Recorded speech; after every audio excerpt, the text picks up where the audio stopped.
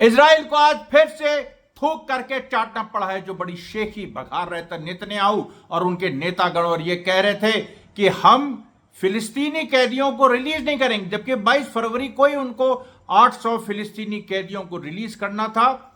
और क्यों? इसलिए क्योंकि उनको यह लगा कि हमास जो इजरायली लिविंग और डेड प्रिजनर्स रिलीज कर रहा है उसमें इजराइल का मजाक उड़ा रहा है, उसमें इजराइल का अपमान कर रहा है। जबकि इजराइल के ही सोल्जर ने एक बहुत ही फेमस जो सीन था 22 फरवरी 2025 को, इजराइल के ही प्रिजनर ने, लिविंग प्रिजनर ने हमास के फाइटर्स का माथा चूमा था। और इसको लेके नेतन्याहू की इतनी बात हुई थी कि उसने फिलिस्तीनी प्रिजनर्स को रिलीज करने से मना कर दिया था। 22 फरवरी को ही 600 से 800 रिलीज होने वाले थे, लेकिन उसके बाद झुकना पड़ा। सारे जितने इजराइल के defence minister, Israel cards, Netanyahu खुद जो कहते रहे सीना चौड़ा करके कि हम ये कर देंगे, हम वो कर देंगे, हम फिर से युद्ध शुरू करेंगे, आज उनको छोड़ना पड़ा। आज कम से कम 600 हार्डकोर फिलिस्तीनी स्वतंत्रता सेनानी छूट चुके हैं। कोई गाजा पहुंच गया है, किसी 70 लोगों को इजिप्ट डिपोर्ट किया है, वेस्ट बैंक में कई लोग पहुंच गए हैं। और उसके साथ अभी जो प्रक्रिया चल रही है उसमें जो कम से कम 200 औरतें और बच्चे गाजा से 7 अक्टूबर के बाद उठाए गए थे, उनको भी छोड़ रहा है इजराइल। और उसके बदले में हमास ने, जैसे मैंने बताया कि 4 जो डेड इजरायली प्रिजनर्स हैं वो हमास ने आज और रिलीज किए। अब हमास का जो कमिटमेंट था कि जो गाजा सीज फायर का फर्स्ट फेज है उसमें वो 33 इजरायली लिविंग और डेड प्रिजनर्स को वो रिलीज करेगा, वो उसने लगभग कर दिया है। जो इजराइल का कमिटमेंट था कि वो करीब 2000 फिलिस्तीनी स्वतंत्रता सेनानियों को रिलीज करेगा, वो भी लगभग पूरा हो गया आज जो इजराइल ने रिलीज किया। लेकिन फर्क यह है कि इजराइल ने आखिर दम तक जो 2000 प्रिजनर्स छोड़े और जो 7 फेज में छोड़े, 19 जनवरी से यह पूरा एक्सचेंज चल रहा है, उनको लास्ट तक उन पे हमला हुआ, उन पे बुरी तरीके से टॉर्चर हुआ, लास्ट तक रेड क्रॉस दरवाजे पे पहुंच गया इजरायली प्रेसिडेंट के, वहां भी सोल्जर्स को टॉर्चर, फिलिस्तीनी फ्रीडम फाइटर्स को टॉर्चर करके उनको छोड़ा जा रहा है। इस तरीके की बदतमीजी हुई है। आज और भी बड़ी खबरें हैं सीरिया में जुलानी एक एक्सपोज हुआ है एक तरह से, आप जान के चकित रह जाएंगे। उसके बाद भारत की भी एक खबर है, चंद्रशेखर आजाद जो महान स्वतंत्रता सेनानी, हमारे लिए वो हमास के स्वतंत्रता सेनानी जैसे ही हैं, उनकी आज 94th डेथ एनिवर्सरी है। आज के दिन 27 फरवरी 1931 को अंग्रेजों से लड़ते हुए वो मारे गए थे इलाहाबाद के एल्फ्रेड पार्क में, और लगातार उन्होंने इतनी गोलियां चलाई थी कि कितने अंग्रेज मरे ये अभी तक क्लियर नहीं हुआ है। उसके बाद मैं आपको बताऊं कि रशिया यूक्रेन वॉर में एक निर्णायक मोड़ आया है। रशिया ने बुरी तरीके से यूक्रेन फोर्सेस को कर्स्क रीजन में मारा है। उसके साथ साथ जो यूक्रेन को लेकर जो रशिया और अमेरिका के बीच बातचीत चल रही है वो भी आगे बढ़ी है। यूरोप का भी इसमें एंगल सामने आया है। लेबनान की भी खबरें हैं, सूडान की भी खबरें हैं, ये सारी खबरें आपको हम दे रहे हैं। और जो चैनल है ये ओरिजिनल हमारा जो 63,000 सब्सक्राइबर्स वाला Amrish Mishra speaks Viva Palestine, उसको वीवा पैलेस्टाइन मैंने नाम रखा ही था। और जब तो हमारे चैनल बैन हुए, फिर जो 3 चैनल रिस्टोर हो गए, उसके बाद मैं 2 दिन से तीनों चैनल पे एक ही वीडियो डाल रहा था। आज से वो प्रथा खत्म। आज से जो फिलिस्तीन का मेन वीडियो जो आएगा वो 9 PM पर इस चैनल पे आएगा, जो अमरीश मिश्रा स्पीक्स, जो original Amrish Mishra speaks Viva Palestine है, उसी पे फिलिस्तीन का चैनल आएगा।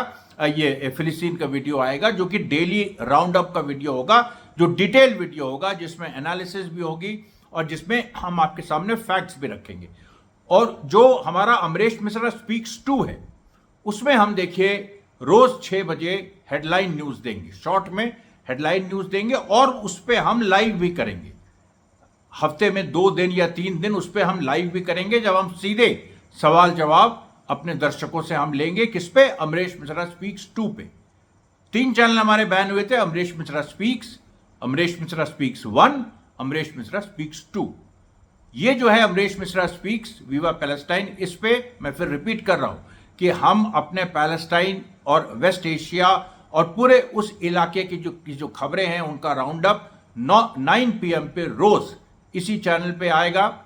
और जो अमरीश मिश्रा स्पीक्स 2 है उस पर 6 बजे हेडलाइंस आएंगी और उसमें हम हफ्ते में 2 या 3 दिन लाइव भी करेंगे। और जो अमरीश मिश्रा स्पीक्स 1 है उसमें हम देखिए अभी एक्सपेरिमेंट कर रहे हैं, उसमें हम कोशिश करेंगे कि या तो दिन में और या करीब 7 बजे हम उस पर भारत से जुड़ी खबरें दिखाएं। आप लोग की भी डिमांड है, और भारत से जुड़ी नीरस खबरें नहीं जो और लोग दिखा रहे हैं, नहीं, हम भारत के इतिहास के बारे में बात करेंगे। हम 1506 कुतुबुद्दीन ऐबक से लेकर के 1857 तक जो मुस्लिम हिस्ट्री है हम उसके बारे में बात करेंगे। हम ये भी बात करेंगे कि किस तरीके से जो कहा जाता है कि औरंगजेब ने मंदिर तोड़े, इस राजा ने ये किया, उस राजा ने वो किया, उसमें कितनी सच्चाई है, लोगों को पता तो चले कितनी सच्चाई है। तो अमरीश मिश्रा स्पीक्स 1 हिंदुस्तान में सच्चाई उजागर, जो हिंदुस्तान की राजनीति है और हिंदुस्तान में जिस तरह से झूठ बोला जा रहा है उसको उजागर करने का चैनल अमरीश मिश्रा स्पीक्स 1 बनेगा। अमरीश मिश्रा स्पीक्स 2 मैंने बताया आपको, उसमें हम लाइव भी जाएंगे, ग्लोबल हेडलाइंस भी देंगे 6 बजे शाम को, और यहाँ पर 9 बजे रोज जो फिलिस्तीन और वेस्ट एशिया का राउंड अप होगा। अब देखिए, अब जो आज जो प्रिजनर्स छूटे, अब उन प्रिजनर्स का आप देखिए कितने, मतलब आप सोचिए कि उसमें ऐसे ऐसे प्रिजनर्स हैं जिनको, एक प्रिजनर को 27 बार उम्र कैद की सजा मिली, 27 बार। इजराइल में डेथ पेनल्टी नहीं है। अब इसके लिए इजराइल अपना एक लिबरल फेस ले जाता है, लेकिन सच्चाई देखिए, 27 बार उम्र कैद की सजा दी, यानी आदमी मर जाए और वहीं पर सड़ जाए, उसकी कोई पूछ नहीं है। और ऐसे ऐसे लोगों को उन्होंने सजा दी है, और क्या मैं बताऊं, उनके ऊपर चार्ज जो लगा है, क्योंकि सबूत इनको मिलते नहीं है। कितने ही बड़े जो आज जो स्वतंत्रता सेनानी छूटे हैं, जिनको गलत तरह से कैदी कहा जाता है, कैदी मत कहिए उनको, वो स्वतंत्रता सेनानी है। और मैं आपको बताता हूं, सब दुनिया का सबसे पुराना स्वतंत्रता सेनानी जो सबसे ज्यादा देर तक हिरासत में रहा, वो नील बरगोती, वो आज छूटे। 1980 में वो गिरफ्तार हुए थे, यानी 45 साल हो गए 1980 में वो गिरफ्तार हुए थे और वो छूटे हैं। और उन्होंने छूटते ही कहा है कि ये केवल कोई फिलिस्तीनी प्रिजनर्स को या स्वतंत्रता सेनानियों को छुड़ाने की मुहिम नहीं है, ये जो गाजा में जो आज़ादी की लड़ाई चल रही है उसका ये अहम हिस्सा है, ये जो प्रिजनर रिलीज हो रहे हैं, क्योंकि ये सारे प्रिजनर सोल्जर्स हैं और ये प्रिजन में रह के इन्होंने लड़ाई की, इनके साथ बहुत ही बुरा बर्ताव हुआ, जानवरों से ज्यादा बुरा बर्ताव हुआ। भारतीय जेलों में जो होता है उससे डबल ट्रिपल हुआ।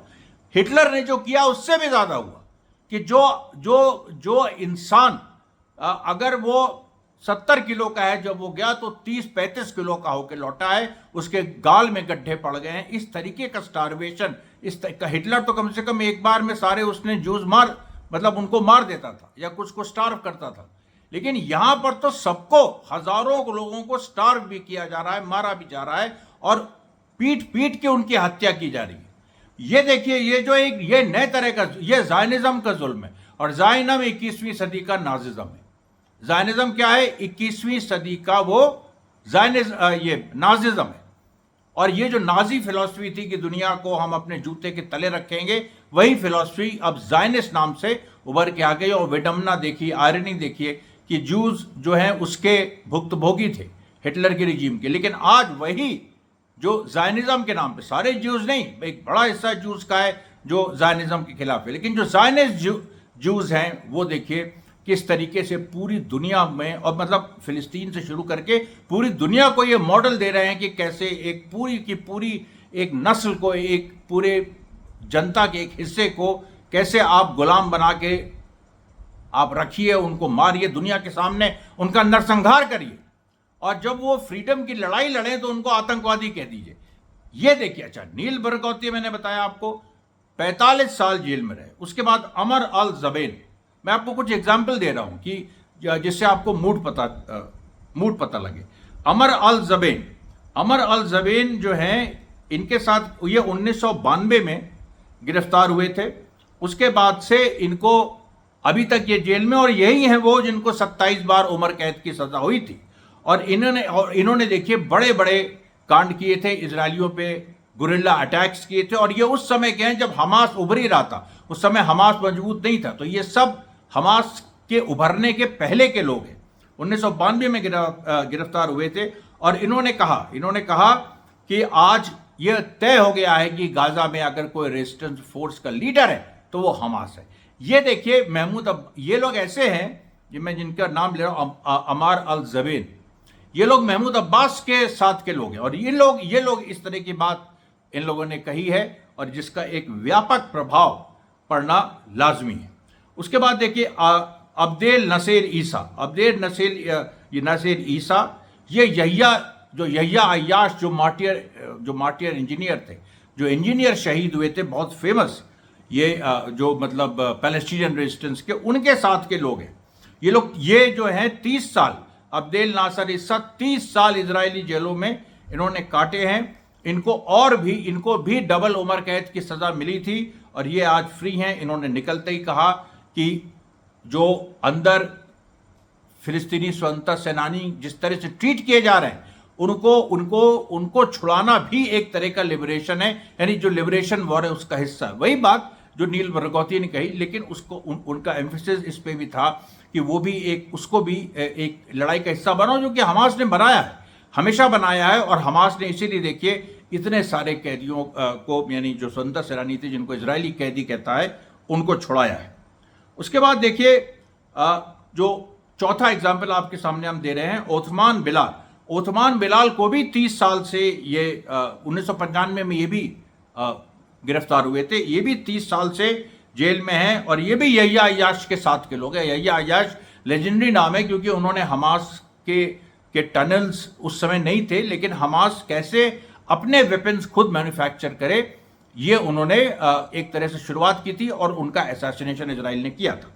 तो अभी देखिए जो ये पूरी जो सिचुएशन है, 4 लोगों का मैंने आपको एग्जाम्पल दिया कि जो लोग छूटे हैं, 600 से 800 फिलिस्तीनी जो स्वतंत्रता सेनानी वो छूट चुके हैं। और ये भी बात आई है कि आज जो इजरायली डेड बॉडीज आज जो हमास ने दी, जो कि पहले 7 अक्टूबर के दिन ही या उसके एक दिन बाद मारे गए थे, 7 अक्टूबर के दिन ही समझ लीजिए, 7 अक्टूबर के दिन जो लोग इजरायली मारे गए, तो इजरायली गोलीबारी में मारे गए।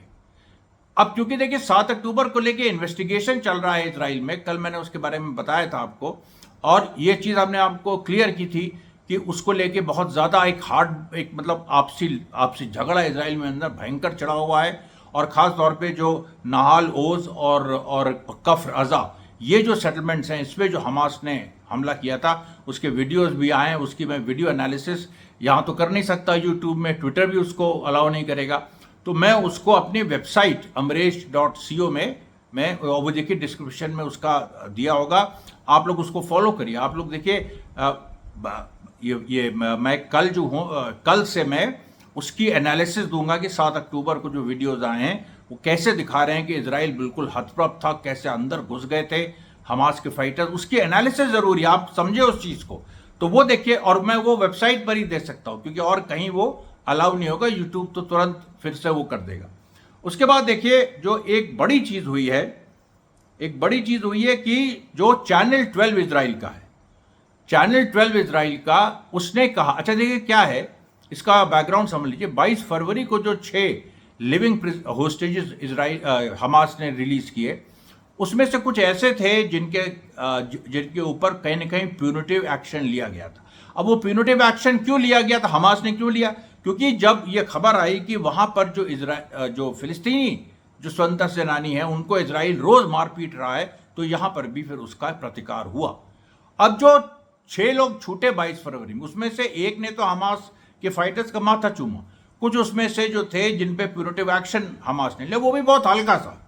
और जरूरी है लेकिन ना भाई दिखाना आप कोई यहाँ पर कोई मतलब गुलदस्ता लेके नहीं बैठे हो, कैदी हैं वो, आप हमारे लोगों को मार रहे हो तो हम भी उसका जवाब अपनी तरह से देंगे।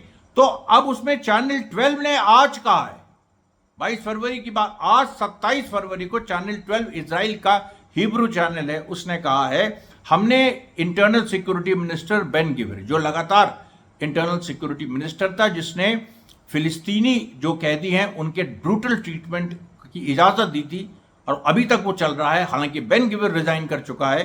तो चैनल 12 ने कहा कि हमने बेन गिवर को वार्न किया था कि पैलेस्टीनियन प्रिजनर्स के साथ अगर तुम ऐसा बिहेव करोगे तो जो इजरायली होस्टेजेस हमास के पास हैं उनकी भी खैर नहीं, और वही हो रहा है।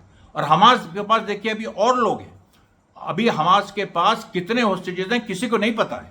ये सब अटकलें हैं कि 10 रह गए हैं, 20 रह गए हैं, 25 रह गए हैं, 50 रह गए हैं, ये सब अटकलें हैं। अभी तक अभी कितने हैं प्रिजनर्स हमास के पास, ये अभी तक कोई क्लैरिटी नहीं है। और हमास, अगर इन लोगों ने ऐसे ही ट्रीट किया तो हमास भी वैसे ही ट्रीट करेगा अपनी तरह से। वो जान से नहीं मारेगा, लेकिन वो कायदे से एक मैसेज देगा। अब देखिए, अब इसके बाद जो एक पूरी जी, अब देखिए जो कुछ इस तरह के लोगों को आज रिलीज किया है, हमास ने रिलीज करवाया। उसमें से एक देखिए बड़ा इंपॉर्टेंट नाम डॉक्टर धरार अबू सीसी का है। ये जबलिया कैंप जो गाजा में है उसके ये हैं, और इनको देखिए 2011 में मोसाद ने यूक्रेन से किडनैप किया था। अब क्या है, डॉक्टर धरार अबू सीसी ये यूक्रेन में काम कर रहे थे चुपचाप। उस समय यूक्रेन भाई एक कोई उस समय रशिया से युद्ध भी नहीं था, 2011 के पहले की बात बता रहे हैं। और चुपचाप हमास के लिए वो हथियारों का पूरा एक संरचना और उसके मैपिंग वगैरह वो सारे काम कर रहे थे। यानी यूक्रेन में रह के यूक्रेन की ही, और यूक्रेन जो इजराइल का दोस्त है उस समय भी था, वेस्ट का दोस्त है, उसी की नाभि में घुस के वहीं के सीक्रेट्स निकाल रहे थे।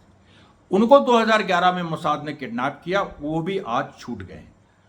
ये देखिए, ये एक बड़ी चीज है। और उसके साथ साथ जो इजरायली होस्टेजेस अभी भी हमास के पास हैं, सिल्विया क्यूनो, ये डेविड और एरियल क्यूनो, उनकी मां सिल्विया क्यूनो ने कहा है कि हमें किसी भी हालत में पूरे प्रिजनर एक्सचेंज को अपने अंतिम परिणति तक ले जाना चाहिए, लॉजिकल कंक्लूजन तक ले जाना चाहिए। नेतन्याहू ने अगर ये नहीं किया तो वो हत्यारा समझा जाएगा इजराइल के इतिहास में। और इसको लेके कल रात से ही वहां प्रदर्शन भी चल रहे हैं।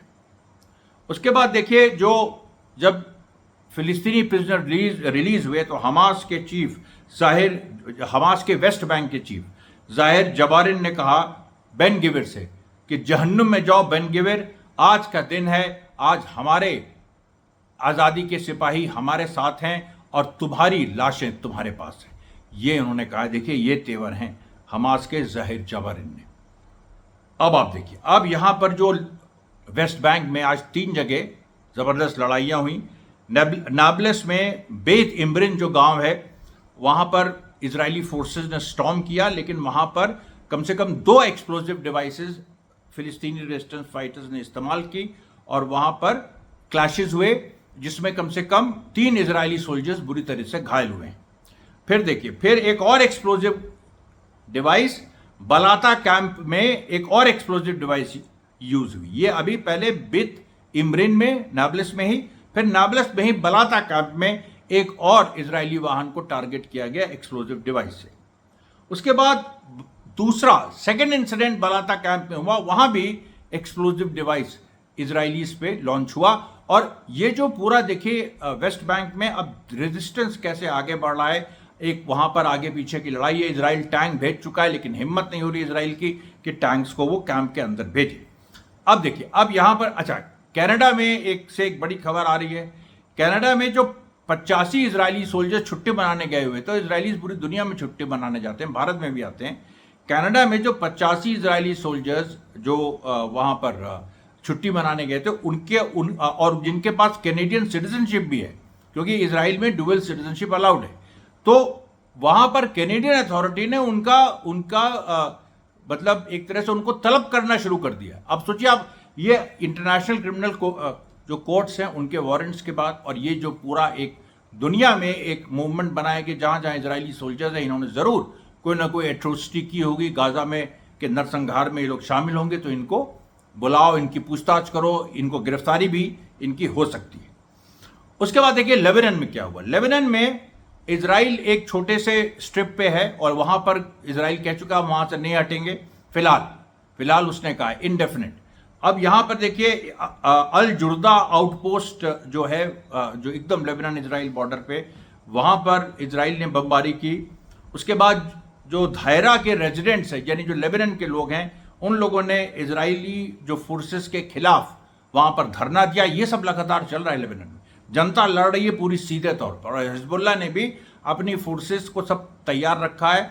हिजबुल्लाह लगातार ड्रोन से हमला कर रहा है और वो इस चीज को वार्न करो, इजरायली जानते हैं इस बात को, इसीलिए वो 5 गांव तक सीमित हो गए। उसके बाद देखिए एक इजरायली ड्रोन ने कसर हरमल रोड बेका में एक हमला किया जिसमें एक लेबनीज सिविलियन मारा गया। उसके बाद इल्यूमिनेशन शेल्स जो हैं ये एता अल शाब पे इसने डाले कि मतलब कि दिखाने के लिए कि हम हैं यहाँ पर, वो जो इल्यूमिनेट करते हैं, जो रात में एकदम उसको पूरा उजाला कर देते हैं, उस तरह के शेल्स। उसके बाद आर्टिलरी शेल्स भी रस नकूरा जो कि वेस्ट लेबनान में है वहाँ पर भी इजराइल ने मारे, जबकि इजराइल वहाँ पर अंदर नहीं घुसा है, वो बाहर है, इजरायली बॉर्डर है, वहाँ से उसने मारा। लेबनीज सिविल डिफेंस जो हैं उनकी रेस्क्यू टीम्स ने 5 शहीदों की जो लाशें हैं वो देर मीमास साउथ लेबनान से निकाली। उसके बाद देखिए एक बड़ी खबर है कि जो नए सुन्नी प्रधानमंत्री लेबनान के हैं नवाफ सलाम, उनकी गवर्नमेंट ने एक नो कॉन्फिडेंस मोशन जो कि नॉन हिजबुल्लाह विपक्ष लाया था, दूसरा विपक्ष लाया था, वो उसमें वो जीत गए। 95 एमपीज, 128 वहाँ पर एमपीज हैं, 95 एमपीज का उनको समर्थन मिला और हिजबुल्लाह ने भी उनको समर्थन दिया। उसके बाद जो लेबनान के प्रेसिडेंट आउन हैं उन्होंने कहा कि हम रिफॉर्म्स के लिए कमिटेड हैं, ये सारी चीज़ें, और फिर वही बैलेंसिंग एक्ट करना चाह रहे हैं वो, जो कि सफल नहीं होगा। उसके बाद देखिए जो हिजबुल्लाह के सेक्रेटरी जनरल नईम कासिम अभी 23 फरवरी को लेबनान में बड़ा, मतलब उसमें आप सोचिए कि लाखों लोग ही नहीं थे बल्कि उसमें हज़ारों हिजबुल्लाह के फाइटर्स थे, पूरा मास्क लगाए हुए, इतना ज़बरदस्त सीन था। मेरे एक्स अकाउंट पे करीब 5 लाख बार वो देखा गया है। अब आप देखिए तो जो नईम कासिम साहब ने ये कहा, ये ईरान गए, ईरान में इन्होंने पार्लियामेंट स्पीकर मोहम्मद बागेर गलीबाफ और फाइनेंस मिनिस्टर अब्बास अराक्ची से ये मिले और इन्होंने उनके बड़ी महत्वपूर्ण कुछ बातें हुई हैं। उसके बाद जो ओमान के फॉरेन मिनिस्टर हैं अल बुसैदी, इन्होंने अपना एक सपोर्ट दिखाया लेबनान के लिए और इजराइल के खिलाफ, जबकि ओमान की जो पोजीशन है, ओमान ब्रॉडली यूएई के ही तरह वो इजराइल और अमेरिका के प्रति सॉफ्ट रहता है और ओमान में यूएस बेसिस भी हैं, लेकिन ओमान की भी पोजीशन कुछ कुछ बदल रही है। अब हम आते हैं सीरिया पे। सीरिया में देखिए हमने आपको बताया कि 2 दिन से वहाँ इजराइल बम्बार्डमेंट कर रहा है। 2 दिन पहले इजराइल ने अनाउंस किया था कि हम सीरिया से नहीं हटेंगे, फिर प्रदर्शन हुए। कल इजराइल ने कई जगह वहाँ बम्बार्डमेंट किया, फिर प्रदर्शन हुए, और आज एक खबर आ रहा है कि करदहा एक जगह है सीरिया में, और वहाँ पर जो प्रदर्शन हुआ उसमें एचटीएस के लोगों ने गोली चलाई। अच्छा, और मैं आपको कल ही मैंने बताया था कि जुलानी जो है ये बेसिकली गद्दार है, वही गद्दारी कर रहा है और तो कुछ नहीं कर रहा। इसने देखिए, और मैंने जब इसने एक बयान दिया था कुछ प्रो पैलेस्टाइन करीब आज से 3-4 हफ्ता पहले, तो कुछ ये लगा था कि ये शायद कुछ बदल रहा है, लेकिन ये बदलेगा नहीं। ये कैसे बदल सकता है जब ये अमेरिका और वेस्ट ने इसको, अमेरिका और इजराइल ने इसको चढ़ाया हुआ है, और इजराइल जानबूझ के एक डिस्टेंस उससे रखे हुए। अच्छा, आज जो है इजराइल ने कहा कि कुछ गवर्नमेंट की फोर्सेस भी हमारी तरफ आ रही थी, उन पर भी हमने बम्बार्डमेंट कर दिया। अच्छा ठीक है, गवर्नमेंट की फोर्सेस आ रही थी, यानी एचटीएस कोशिश कर रहा था कि इजरायली जो हैं उनके पास जाएं, बातचीत करें, तो इजरायलीज ने उन पर बम्बार्डमेंट कर दिया, कोई हताहत नहीं हुआ। ये दिखाने के लिए कि नहीं हमारा इनसे इख्तिलाफ है, जबकि अंदर से मिले हुए हैं जुलानी और इजराइली, जुलानी और नेतन्याहू अंदर से मिले हुए हैं। उसके बाद देखिए करदहा में लेकिन गोली क्यों चलाई? एचटीएस सरकार की फोर्सेज ने करदहा में आम जनता के ऊपर गोली क्यों चलाई? और उसमें देखिए एक सीरियन मारा भी गया। अब 4 सीरियन जो हैं वो कल इजरायली बम्बार्डमेंट में मारे गए। एक सीरियन जो है वो आज करदहा में खुद एचटीएस सरकार की गोली से मारा गया है। ये चीज़ आप बताइए, क्या जनता वहाँ की नहीं देख रही है? क्या रेजिस्टेंस वहाँ का नहीं देख रहा है? इसीलिए मैं कह रहा हूँ कि वहाँ पर रेजिस्टेंस बड़े भयंकर तरीके से उभर रहा है। अब यूक्रेन पे आते हैं। यूक्रेन में देखिए रशिया ने बड़ा एक ब्लड बाथ किया, मतलब कत्लेआम किया है यूक्रेनियंस का ज़बरदस्त तरीके से। और उसमें देखिए जो रशियन आर्मी ने कई गांवों को लिबरेट किया। रशिया यूक्रेनियन टेरिटरी को ज़्यादा से ज़्यादा हथियारा, और ट्रंप का ये कहना है कि रशिया ने जितना हथियाया वो रशिया के पास ही रहेगा। ये पूरी सिचुएशन है बड़ी इंटरेस्टिंग। तो देखिए एक नोवाया सोरोचिना गांव है वो रशिया ने आज हथियाया। फिर उसके बाद जो एयरबोर्न फोर्सेस हैं रशिया की, उन्होंने लेबदेविका और जो कुछ जंगली फॉरेस्ट एरियाज हैं उनको कैप्चर किया। फिर सुमी रीजन, सुमी में रशियन टैंक्स घुस गए। उसके बाद कर्स्क रीजन में करीब 37 यूक्रेनियन आर्मर्ड व्हीकल्स रशिया ने नष्ट की। उसके बाद देखिए एक उसी कर्क्स में ही जो यूक्रेनियन असॉल्ट डिवीजन है उनके काफ़ी लोगों को मारा गया। और आप देखिए the Russian forces have already captured 75% of the Kursk territory, यानी जो कर्क्स पे जो अगस्त 2024 में जो यूक्रेन ने हमला किया था एक काउंटर अटैक डाइवर्ट करने के लिए जो कर्क्स पे किया था, वो उसकी 75% टेरिटरी रशिया लिबरेट कर चुका है। और उसके बाद देखिए रशिया के जो एक मिनिस्टर पेस्कोव, उनका स्टेटमेंट भी आ गया। उन्होंने कहा कि रशिया की जो टेरिटरी है जो रशिया ने एक्वायर की है वो नॉन नेगोशिएबल है, उस पर कोई बातचीत नहीं होगी। और बाकी सारी चीज़ों पे आप पीस पे बात करो, सारी चीज़ों पे बात करो। रशिया यूक्रेन को पूरी तरह से हड़पने के उसमें नहीं है, लेकिन जो रशियन स्पीकिंग एरियाज हैं वहाँ पर जो जुल्म यूक्रेन ने किए, यूक्रेन के नियो नाजीज ने, वहाँ पर वो बदला लेंगे और वो उन इलाकों को नहीं छोड़ेंगे। उसके बाद देखिए सूडान में भी मैं आपको बता रहा हूँ, सूडान की जो सरकार है उसको ईरान, चाइना, रशिया का सपोर्ट है। जो रैपिड सपोर्ट फोर्सेज हैं, जो वहाँ के एकदम नाजी टाइप वहाँ के विपक्ष कुछ ग्रुप्स हैं, जुलानी से भी, जुलानी तो उनके सामने कुछ नहीं, वो तो बहुत ही ज़्यादा ब्रूटल हैं और वो बिल्कुल सूडान में बस यही चाहते हैं कि अमेरिका इजराइल का शासन स्थापित हो जाए उनको। लेकिन आरएसएफ लगातार हार रहा है, जो रैपिड सपोर्ट फोर्सेज जो कि सूडान में। और अभी जो सूडानीज आर्म फोर्सेज हैं, एसएएफ, जो सरकार की वहाँ की, जिसको जैसे मैंने बताया चाइना का, रशिया का, ईरान का सपोर्ट है, उसने अभी इरानियन वेपन्स आज यूज़ किए और उन्होंने कई रैपिड सपोर्ट फोर्सेज की फोर्सेज को मारा है। 18 मिलीमीटर B-81 रॉकेट पॉड और ईरान के फदक 2 रॉकेट्स जो खास ईरान ने एक्सपोर्ट के लिए बनाए हैं कि ऐसे देश जो कमज़ोर हैं और जिनको मदद की ज़रूरत है उनको ईरान, सोचिए आप, रिड्यूस रेट्स पे, यानी जो एक्चुअल ये जो फदक 2 मिसाइल जो सूडान की सरकार को ईरान ने दी है कि वो अमेरिका इजराइल की फोर्सेस को रोके, ये फदक 2 मिसाइल आधे दाम पे दिया, वो भी नहीं लिया है, उसमें उसके बदले कुछ मिनरल्स या कुछ गुड्स इस तरीके से ईरान लेगा। लेकिन आप देखिए कि ईरान किस दिशा में आगे बढ़ रहा है, ये इसलिए ये बताने के लिए, मतलब ये बताना ज़रूरी था। उसके बाद देखिए भारत जो है जो नरेंद्र मोदी जो ट्रंप के अपने दोस्त से डील करके आए हैं, उसकी देखिए अब पोल पट्टी खुल रही है, सीधी बात है।